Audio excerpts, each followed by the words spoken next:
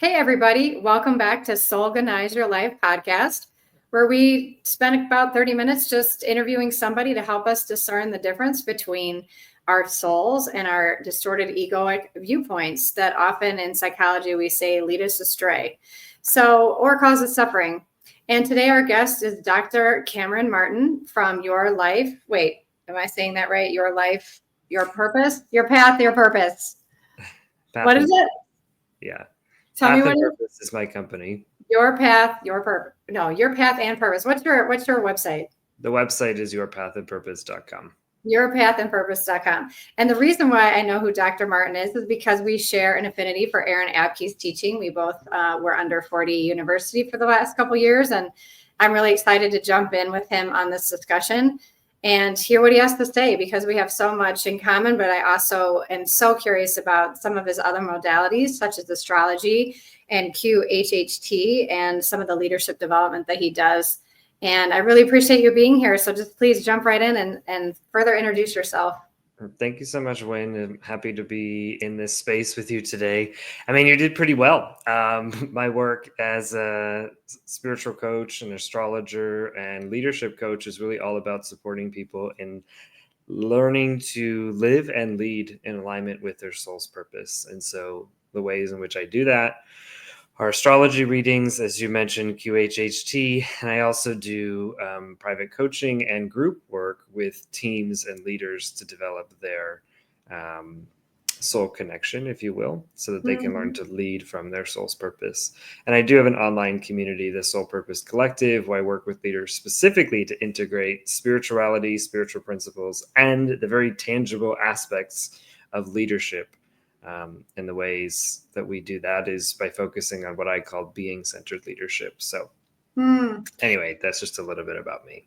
Yeah, and I love that, we do need to remember that we are humans and we all agree to live in a society with jobs and families and bills and bosses. And so, I love that you are not separating out the fact that they're a leader of a company or a group also needs spiritual development and guidance. So thank you for doing that. Because for sure, as Aaron Abke says, we live, life is the sadhana, or life is the teacher. And half your day or more is spent at work. So, got to use it for what it's meant for. And I think when, I wanted to do this podcast as a therapist, I really wanted to introduce people who come to traditional therapy that there are so many other ways to dive into what it is that is your purpose and what is your path.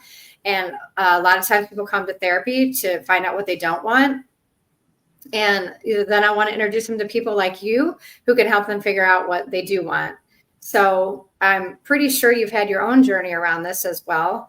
I know on your website it says you called it the dark night of the soul, and I would agree with that language, where you sort of break open the idea that maybe there's this ego in me that's causing a lot of suffering, but there's a bigger part of me, a higher consciousness that's been there all along, and I want to learn more about it.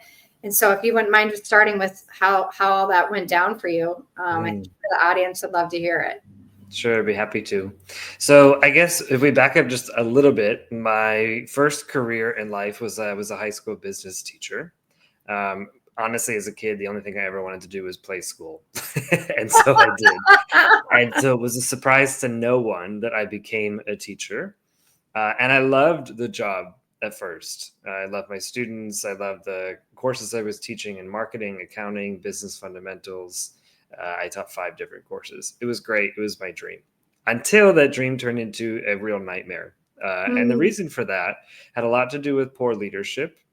It also had a lot to do, I can see now in retrospect, some of the co-creation that my ego was responsible for. Now, at this point, I didn't quite know what was going on, but I was really frustrated, always being told no by my boss. I worked with some, my direct supervisor I had issues with, my colleagues I had issues with, my principal I had bigger issues with. And so it was constantly this fighting and feeling like, even though I was trying to do things that were good or innovative or new in the classroom, I would be told no, or that I was insubordinate or whatever, all these kinds of things. And the reality was it turned into a real nightmare for me.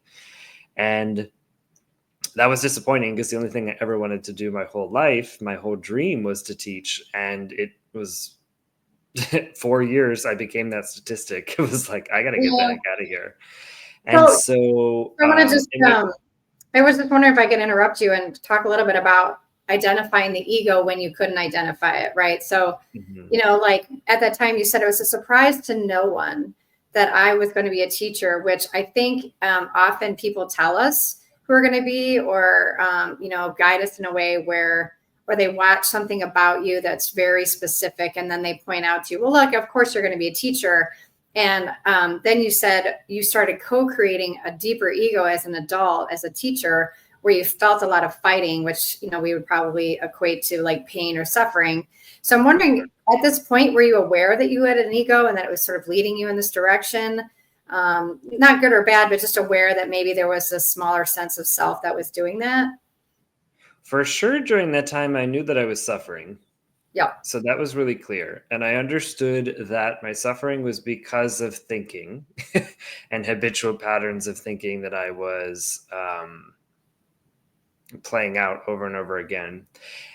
But I didn't have necessarily the tools quite at that point to recognize the root of that. And I think actually I was well aware, by the way, of the concept of an ego from a psychological perspective because I studied psychology. I was a teacher, and I was a marketing teacher as well. So I taught quite a bit about human psychology. Oh, But it was one thing to know about the ego and yes. another to know it, like feel it, to see it running things, and to Right. recognize all of that. So that did not come until the end of this sort of phase. But Yeah. I knew that I was suffering, and I knew that the suffering was because of thinking and thought patterns and the ways in which I was reacting to things that felt disempowered. Yeah. So one of the key notes, what's the right word? Key like indicators that it's your ego is what you just said, the habitual patterns of thinking that cause you some level of suffering. Yeah. Right. Yeah. And I just really always like to point out to the audience what is the ego from so many different points of view to really help them discern, like, oh, that's what mine's like, or okay, I got that. Okay. So keep going. So then you had more awakening happen to you. Well, yeah, but it got real bumpy. What next? So I knew that I wasn't gonna be able to stay in that job any longer because it just didn't feel like it was serving me. And I thought, well, if I'm gonna change education, if I want to have the impact I want to have, again, some of this was a bit egoic at the time, um, but I should apply for a PhD program. And so that's exactly what I did. And I got into the program at the University of San Diego in leadership studies. And initially, I thought becoming a superintendent or a school founder or something along these lines was what I wanted to do. And so, in a matter, this was in 2018, June of 2018, in a matter of 2 weeks, my entire life shifted. And I mean, everything in it. I left my apartment for one across the country I never saw. I left a job for another one. I left a relationship. I left the church, which was a really important thing to me at the time. Wow. I actually grew up Roman Catholic. I was a choir director for years. I even thought I'd be a priest at 21. Mm. So, like, I was pretty involved there.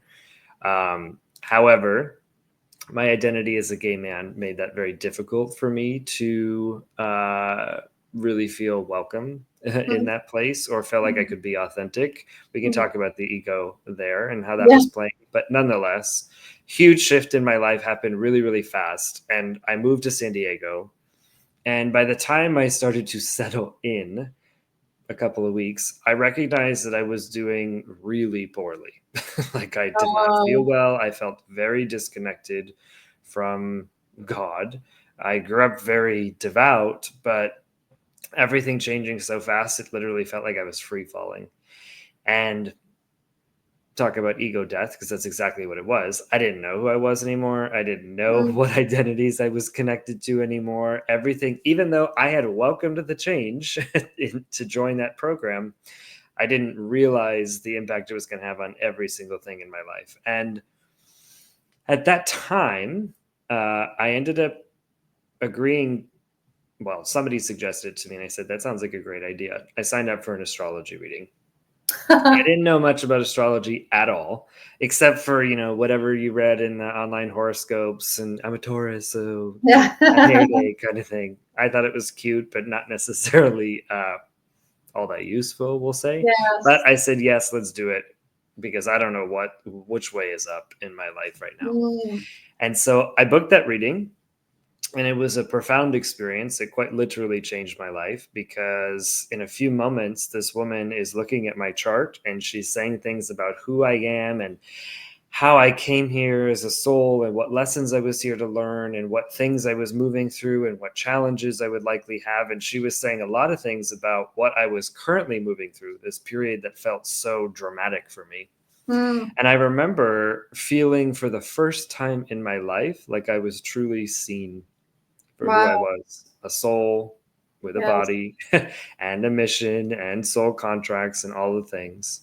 Yeah. And I remember thinking, okay, here's a language to help me see a bigger perspective, right? All of this stuff that was running through my mind, the anger at this person, the irritation at that, the trying to force and do and prove, and all of that stuff that was going on, I recognized, like, oh, there's something much bigger at play around the design of my life here.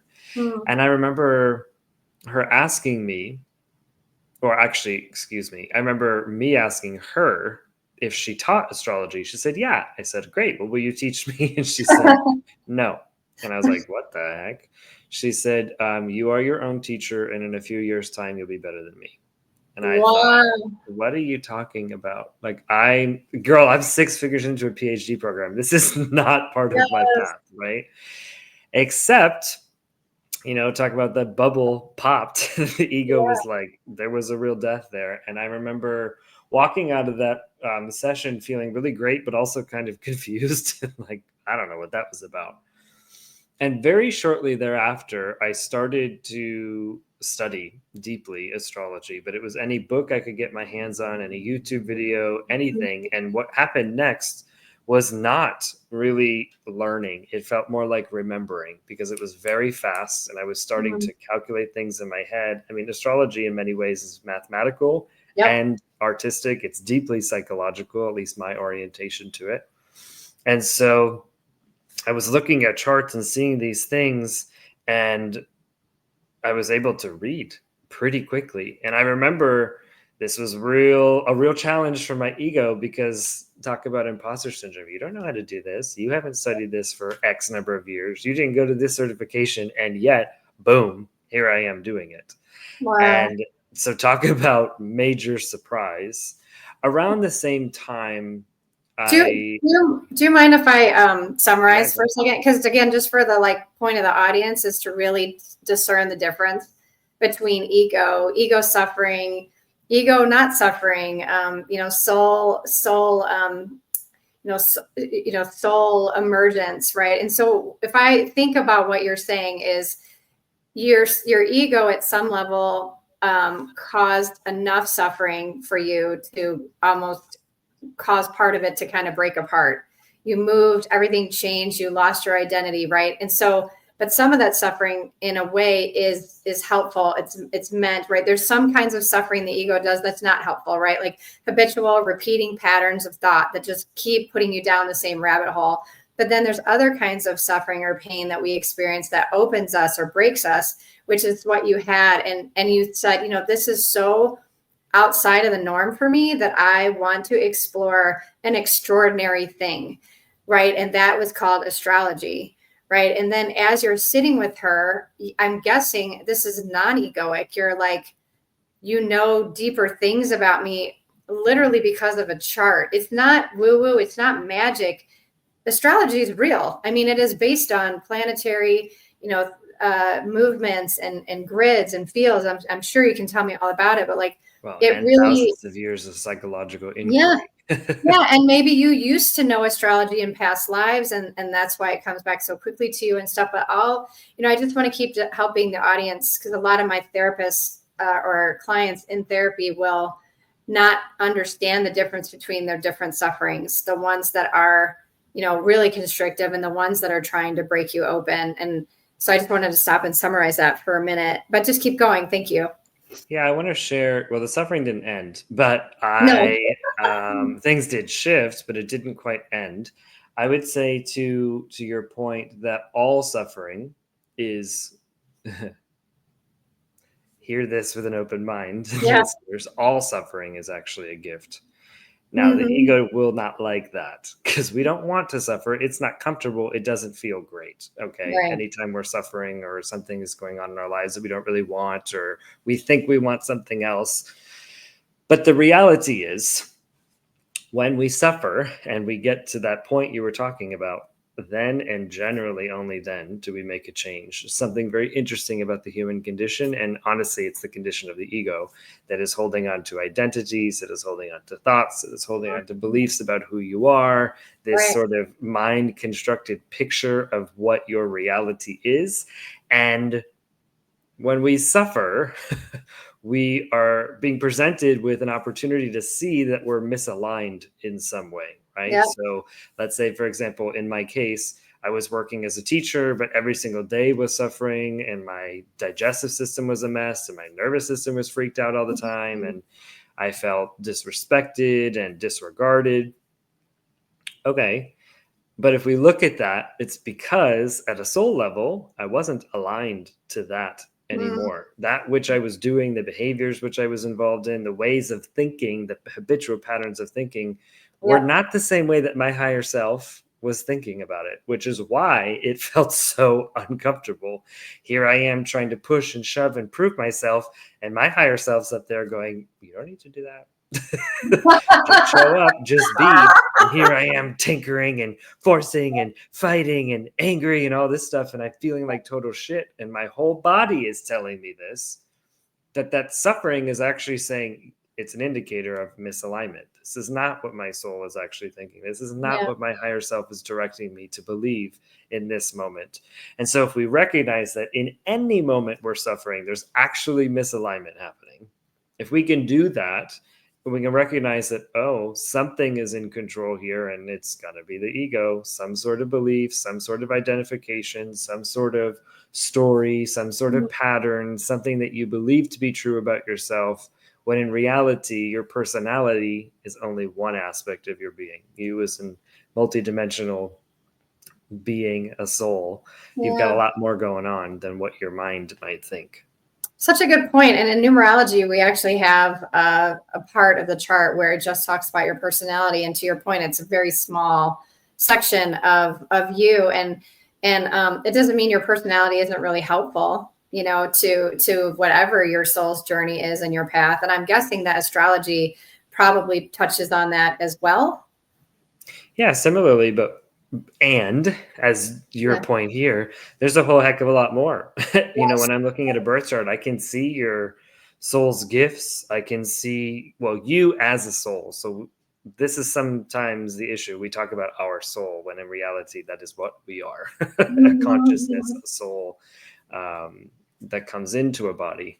But Yeah. anyway, looking at your chart, yeah, I can see old patterns from multiple lifetimes. I can see why you're here in terms of your purpose, what you signed up for. We can see old wounds. I can see the way that you were going to be programmed by your family. We can see your Wow. orientation towards success in work. We can see the way in which you'll communicate. That's personality. But we can also see some other faded things. So your relationship to yourself, your relationship to others, your relationship to God, blah, blah, blah. There's a lot more.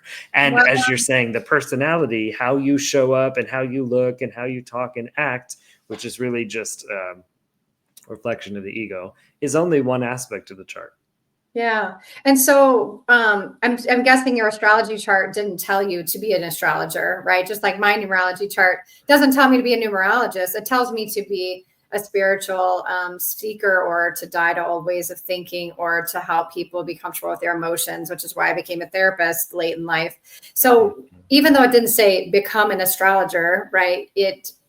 What was it about your own personal chart that sent you on that? Was it just the amount of amazing things she was telling you that you couldn't believe she knew, or? Um, To some extent, but then I had a deep process of self inquiry that happened thereafter. And for me, I'm very psychologically focused, and my orientation with astrology is evolutionary astrology. So I want to know about, what was going on in the past, what am I evolving toward in the future, etc. Yeah. Now, when you look at a birth chart, you can think about this, and I think about this as a blueprint for your life. You, Yep. a soul, chose to come into a body and have an experience on planet Earth. You gave Yep. yourself a personality and an ego and all that stuff, which got to be programmed by a bunch of people with soul contracts, or that Yeah. you had soul contracts with. But the chart is not this faded, you have no choice, here you go, like that's it, this is going to happen for you. In Right. fact, I believe that we are beings of free will, and our first act of free will was the choice to create a life for ourselves. That's So the right. chart is full of potential, but the ways in which you actualize it are going to be based on your choices. It's going to be based on your level of consciousness during various periods. So for me, my birth chart, I have my sun in the eighth. I'm going to do a little astrology here. My sun in the eighth house, and Venus in the eighth house, and I also have Gemini on my midheaven. So the eighth house is all about transformation and change, psychology, looking below the surface of things, psychic energy, the occult, spirituality, other people's money. So with my sun in that house, it's also the house of death and rebirth and sex and intimacy. So with my sun in that house, this is essentially a major theme in my life: Mm, death and rebirth and phoenix rising from the ashes. I am constantly moving through ego deaths, yeah. shifting who I am. I'm not at all surprised that I'm doing work that I would consider as psychological, because that is that house. Mm, So much of my own energy in my life. You and I could go for hours around psychological conversation because I love it. yeah. So there's that. With Gemini in the midheaven, my career, this is speaking. So certainly speaking and teaching related to something psychological, because that's so important to me. And with Venus in that house too, it's how money can come to me. So did I know, or could I have actualized this? Could I have become a psychologist? For sure. Could I become an organizational leader? Well, yes, leadership is definitely what I'm doing. The astrology piece surprised me for sure. But if I look at the signature of my chart, it's like, yeah, that makes complete sense. This would be aligned. Yeah. Okay. So when you talk about psychology and astrology, like I've heard that the word psyche actually means soul. Mhm. And I wonder how far back you became versed with astrology as actually what they used to study to understand human behavior. It's not, I mean, it really was a serious thing that was used, which we've completely lost touch with in modern times. Yeah, I mean, the ancient origins of astrology really go back to ancient Mesopotamia. That's almost 4,000 years ago. And throughout world history and cultures all over the world, we have various systems and various practices of astrology. But astrology is essentially a language relationship between cosmic occurrences and ourselves, or the experience of our own psyche. Yeah. Now, you can think that the planets are up there causing things to happen like some cosmic billiard game. I do not believe that. I believe we live in an energetic universe. And Yes. as we move through periods of time, different energetic signatures, it affects us as psychic, energetic beings. And so we Hmm. respond to that. Hmm. So, and the axiom in astrology is as above, so below. So if you think that the planets are causing something in here, or maybe it's something inside of us that's causing the external, because everything is a projection of our consciousness, as far as I'm concerned, I don't really care. But there is a correlation between Yes. our experience as energetic beings and what is happening in the cosmos. And humans knew that for a very long time. I mean, our ancient ancestors were much more connected to nature and cycles than we are. Yes. We, for goodness sake, we just had what is that? When we change our clocks, I Yeah. didn't change much of anything. My phone just did it on its own. So talk Yeah. about being disconnected from cycles and things like that. Our modern world definitely is. But Yeah. astrology and astronomy were one in the same for much of human history. And it really wasn't until the Age of Enlightenment and the scientific revolution where we started to look at things from a more mechanistic point of view, Hmm. where the two split. The idea of astronomy and astrology sort of shifted. But for all of history before then, in world religions, in leadership, astrologers were very important in the development of most civilizations, actually.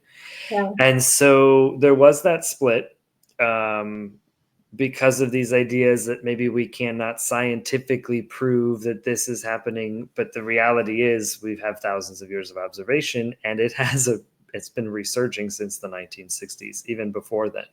Now, Yeah. from a psychological view, I think it's very interesting.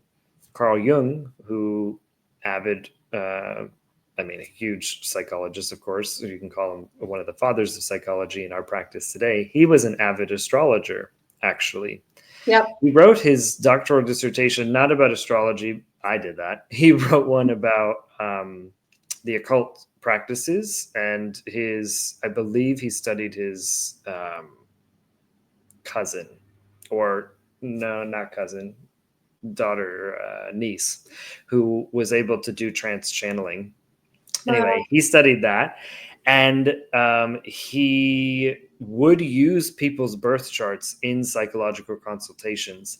And there's a lot of evidence to suggest, especially in his personal journals, that the split between him and Freud, his teacher, had Yep. much less to do with disagreements about psychosexual theory, although I'm sure that's still there, but had probably more to do with the fact that Freud was not in support of Jung using astrological information with clients. Mm. And so, little interesting history there. I have a big piece of that in my doctoral dissertation. But the reality is, if we think about it from a psychological perspective and as a psychological tool, there's a ton of information there available to you. And part of it is because we're able to move beyond just the mind and just the ego's conditioning and thought patterns and things like that to recognize yourself as soul, which you're talking about. Yeah. And when you have a tool like that, the possibilities for healing and knowing your true self are wide open for you. It's almost like a perfect storm, the two of them, right? Because Freud went down the ego rabbit hole and really did a great job of defining it, but unfortunately never really maybe it didn't live long enough to really get in touch with the soul part of who he was. And then there's Jung, who did go down that rabbit hole of the soul and expanded his mind. And, if the two of them came together as one person, I think that would be such a highly integrated person, right? That luckily we get to study both people at the same time. And my last question, I think, for you then is, in the interest of time, is what does it look like for you now to integrate your ego and your soul, right? Because we can't like obliterate the ego, right? And in fact, one of my guests said we need our intrinsic ego to know where to put the spoon, right? Like what body am I feeding, right? And so to our point, we do have to have some sense of separation, and it's healthy for our soul's journey to have that. Otherwise, we wouldn't be in a separate body.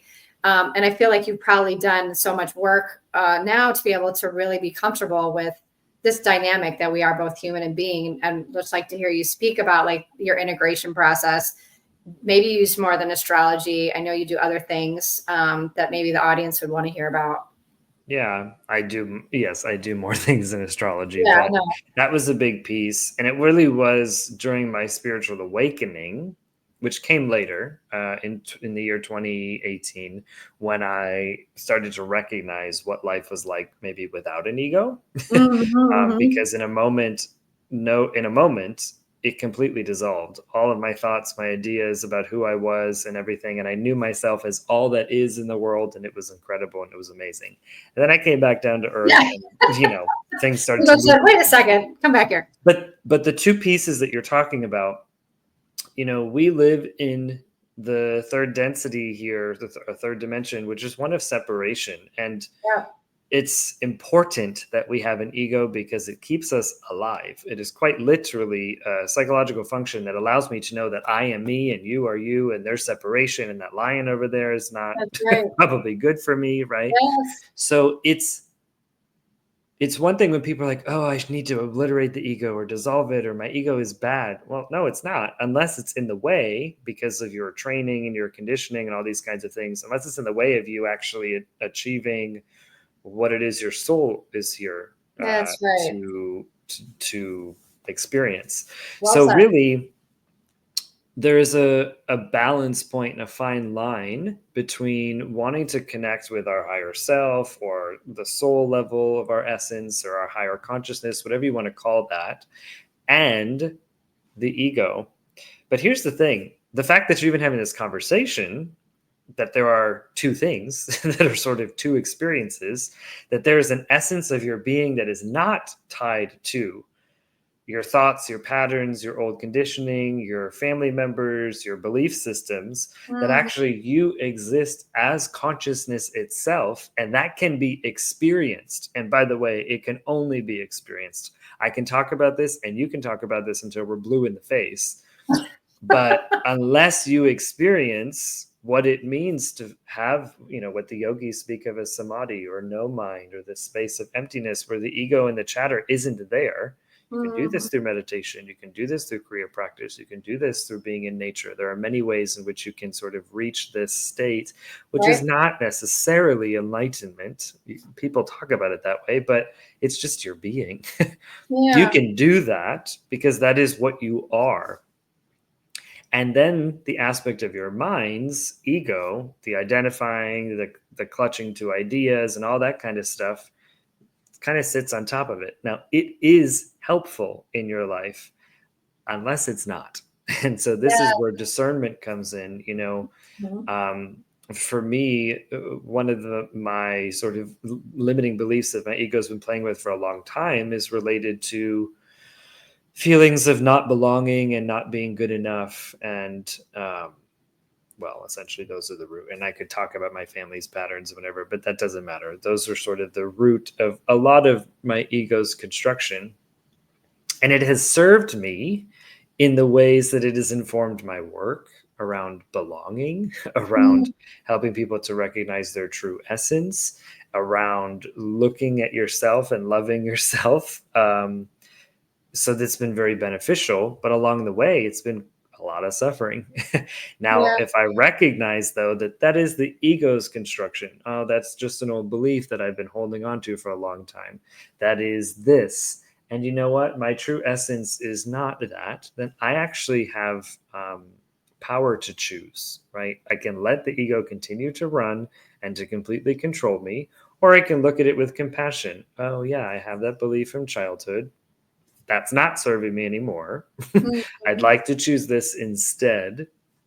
And then you can move through your life more consciously. I think that is really the key of this whole conversation, recognizing what is ego, what isn't. It's not about obliterating it. It's not about ignoring it. It's not about pretending like somehow we're much more enlightened and conscious than we are. We need that experience of ourselves to have an identity to play this game down here, but to recognize its role in our lives. Is it controlling everything about you? Is your Yeah. subconscious mind and your ego running absolutely everything in your life where you have no real control to exercise free will or your choice because you're so programmed? Or are you aware of your programs, your thoughts, your limiting beliefs, the way in which your ego is operating so that you can exercise choice? I think that's the real sort of magic sauce to get into that space. You start to live a life that's much more aligned with your soul and your purpose. Yeah. Oh my gosh, so well said. Like you said, um, I'm not the car, I'm driving the car, right? I'm not like, if I got all caught up in the fact that I thought I was the car, you can see how much suffering and disorientation and just disillusionment you would have. And so to your point, it sometimes it takes like I had the same kind of experience as you, where I had a very dark night of the soul, I would call it. And it's still going through it, but everything since then has been so satisfying, so fulfilling, so like many ahas, so many synchronicities, and so much joy, in the middle of all that. And so I would encourage everyone to go through it if they Mhm. haven't. And that we have people like you, right? Dr. Martin, to help us if you are starting to get to that point where you're like, what is going on? Like, I feel like I don't either know myself, or everything I used to know isn't right, or I'm ready to try something extraordinary. How do people find you? Well, the easiest way to find me would be at my website, so yourpathandpurpose.com. You can also find me on Instagram at Path and Purpose. So if you'd like to start a conversation or have anything you want to ask me about today's episode, I'd be happy to talk to you there. Awesome. And you work with, you said, groups too. So if there's people even in a business setting that may be willing to explore this kind of higher self viewpoint of what they're trying to do every day in their work, it's you could serve a lot of people, it sounds like. Yeah, absolutely. So, my real foundation to the way I see leadership is that leadership is an act of creating space for people to be, Beautiful. which is really requires that we recognize our being, which means that Yes. we recognize ourselves as souls, as we Mhm. honor that sort of soul expression and soul experience. So, the work that I do with leaders and the work that I do with groups is really all about that. So, how do Nice. we help to recognize every member of the group for their soul's gifts and how do these souls interact with one another, soul contracts, etc. It is definitely a different perspective, of course, on leadership, but Yes. ultimately begins and ends with who you are as a soul. Wow, what a direct, different viewpoint than an ego that's going to manage from the top down and tell everybody what to do and give Correct. them metrics to meet. And then you're saying, like, no, I work with the leader usually to get in touch with their own being and understand you're creating this wonderful space for these people to grow. And they're choosing to come to you, maybe even unconsciously, to have that 8 hour a day work day or whatever they're doing with you. That's awesome. That's really cool. I love that. Thank you Yeah. so much for being here. Thank you so much for having me. I I appreciate our really appreciate- conversation. Yeah, me too. And have a great rest of your day. Thank you.